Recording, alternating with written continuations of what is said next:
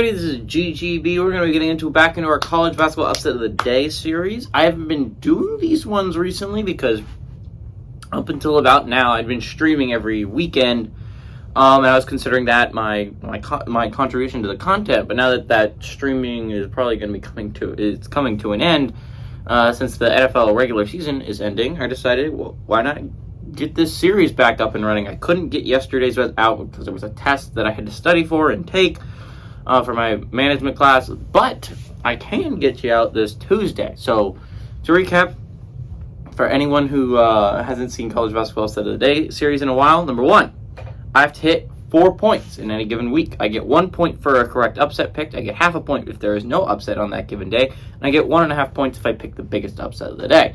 If I get to 4 points, great. If I don't get to 4 points, you guys get to pick a dare for me to do, or we could just spin the wheel. It depends on what you guys want to do. If you want to keep wheel spin going, or you could pick. You could pick a thing. You guys post a comment with the most liked comment. I permanently add that to the wheel.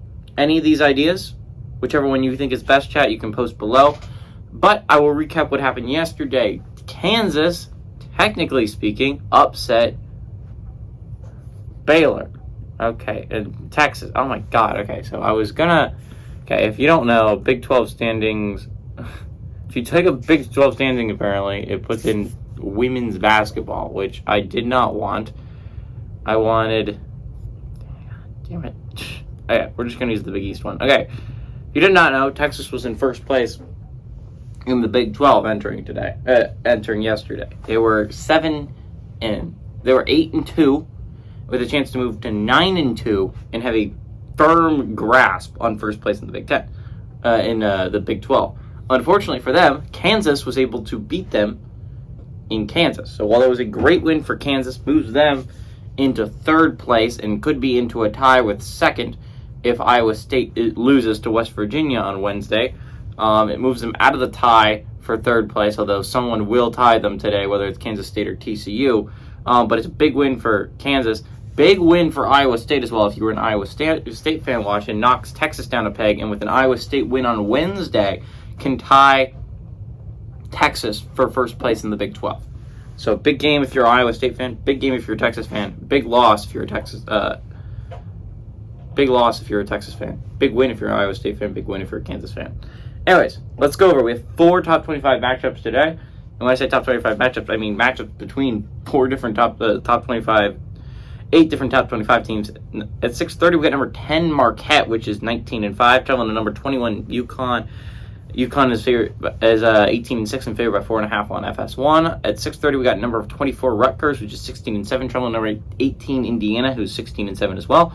Indiana favored by 4.5 on the Big Ten Network. At 9 o'clock, we have number 17 TCU, who's 17-6, traveling to number 12 Kansas State, who's 18-5. Kansas State's favored by 4.5 points on ESPNU. And at 9 o'clock, we have number 22 NC State, which is 19-5, traveling to number 18 Virginia, who's 17-4. Virginia is favored by 7.5 points on the ACC Network. So, I know what you're thinking. How does this affect everything in their conferences? Well, I shall tell you. Marquette, with a win, moves to 12-2 in conference and passes Xavier for first place, at least for now. Xavier fans, big UConn fans today. With a Marquette loss, obviously they fall to 11-3, and Xavier has sole possession of first place in the Big East. Marquette's winning loss does not really affect anyone outside of Xavier, and effectively speaking, with a loss, they would fall to 11-3, and they would only be 2 games up in the win column over Providence and Creighton. So I guess technically speaking, if you're wanting for a long shot, if you're a Providence or a Creighton fan, you couldn't be rooting for UConn tonight. But the chances of you catching Xavier and Marquette seems unlikely to get first place. UConn, on the other hand, with a win, can move to 8-6 and only 1 game back in the loss column against Seton Hall. Seton Hall plays Creighton tomorrow. So if you're a UConn fan, if you win and Creighton beats Seton Hall, you can tie Seton Hall for 5th place in the Big East. Now with a UConn loss, they fall to 7-7, and not the biggest deal in the world because not Villanova is not catching them, but the chances of catching Seton Hall decreased significantly, especially if Seton Hall was to beat Creighton. So it's a big game for UConn if you want to stay in contention for passing possibly Seton Hall and getting into 5th place. If not, you are basically, it's going to be hard to imagine you catching up to Seton Hall and taking 5th place if you lose tonight. If you lose tonight, the chances of Villanova catching you are not high, but they're never 0. So Villanova sits at 4-8, falling to 7-7 would put you about 3 games up on them. It's going to be interesting, that's for sure. But I don't feel like a UConn loss is going to do anything except for get rid of those hopes that they have. Moving on to Big Ten standings, we got Rutgers is 8-4, and they're taking on Indiana, who's 7-5. Both these 16-7 basketball teams. Why is this an important basketball game? With a win, Rutgers keeps firm control of 2nd place in the Big Ten. Right? They moved to 9-4, which is significantly ahead of other teams. What happens if Indiana wins? If Indiana wins, they move to 8-5. Rutgers falls to 8-5, and suddenly Rutgers, instead of having sole possession of 2nd place, is in a tie with Indiana for 2nd place in the Big Ten. Now, with an Indiana loss, which I find very interesting, they fall to 7-6, and right now they're tied for 3rd place. A loss in the Big Ten would have them fall all the way to 8th place. 1, 2, 3, 4, 5, 6, 7, 8. Yeah, they would fall to 8th place. Go from a tie for 3rd to 8th place in the Big Ten behind Illinois, Northwestern, Maryland, Iowa, and Michigan. They would drop behind all of them with a loss here tonight. Makes it a very interesting basketball game. A lot on the line for both basketball teams. Remember, chance for both teams to pick up a quad 1 win. Important basketball game for both these squads. Indiana coming off an impressive win against Purdue. Rutgers coming off a demolition of Michigan State. So, big game for both basketball teams. Another interesting thing we got going on here is in the Big 12. TCU taking on Kansas State. Whoever wins that game moves to 7-4 and into a tie with 3rd place with Kansas. Whoever loses that game falls to 6-5, and not only falls behind Kansas and K-State, falls behind Baylor, who has a 6-4 record. With a 6-5 record, they fall to 6th place in the Big 12, only half a game up on Oklahoma State, possibly the hottest team in the Big 12 right now. Not a position you want to be in if you're either K-State or Baylor. K-State or TCU. Moving on to ACC standings, which is the last one today before I give my college basketball ups to the day selection. We have Virginia, who's 9-3, tied for 2nd place in the ACC, playing NC State, who's 9-4, in 5th place in the ACC. With a Virginia win, they move to 10-3, and an important thing here, tie Clemson for 1st place in the ACC. Now, Clemson next doesn't play again until this Saturday.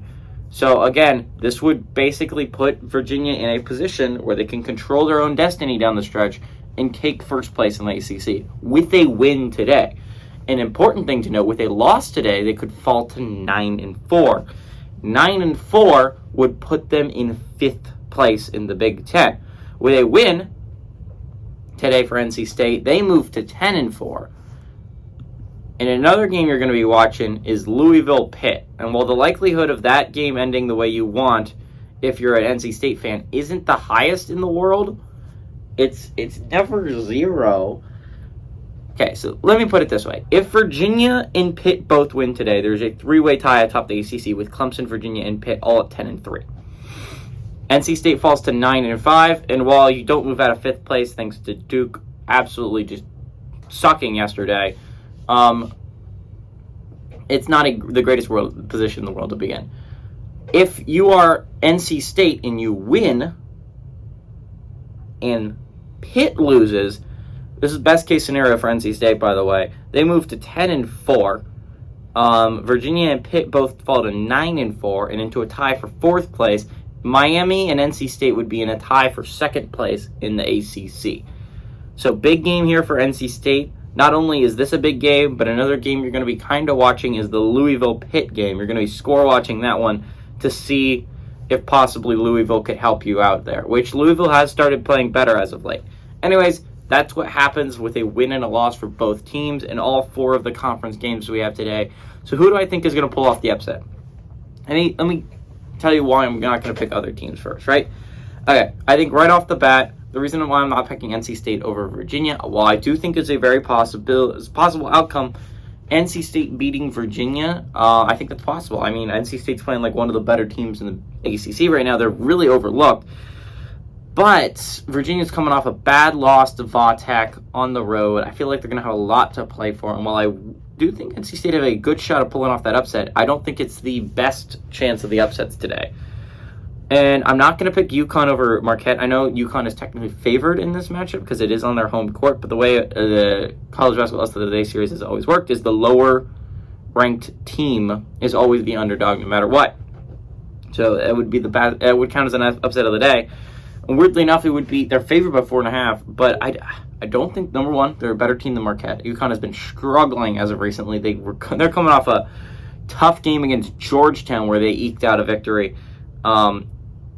UConn is not playing its greatest basketball. To be fair, it has a lot of talent, and it could turn that around really quickly. But right now, they're not playing the greatest basketball. Marquette is on fire. They look like the best team in the Big East, if it's not Xavier. They both are very, very good basketball teams. I like Marquette to win that one, and by a significant amount. So who am I going to pick between Rutgers, Indiana, and TCU, K-State? I like Rutgers over Indiana. I'll explain to you why. TCU has not been playing its best basketball. To be fair, neither is K-State, but TCU's coming off a loss to Okie State. K-State is coming off a hard loss against the best team in the Big 12 in Texas.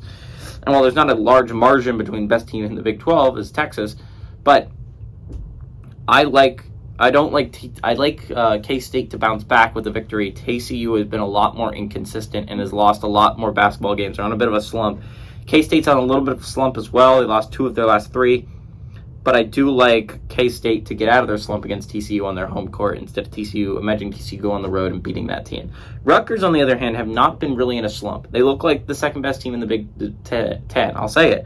They look solid all around. And while Indiana has a lot more flashy, they just beat a number 1 team in Purdue. I think a lot of people forget Rutgers also beat that number 1 team in Purdue. And that was their first loss. They handed the undefeated Purdue team their first loss. Rutgers is playing phenomenally good basketball. I like Rutgers to go on the road and upset Indiana. Everybody, this is GGB saying adios amigos, and I'll see you tomorrow.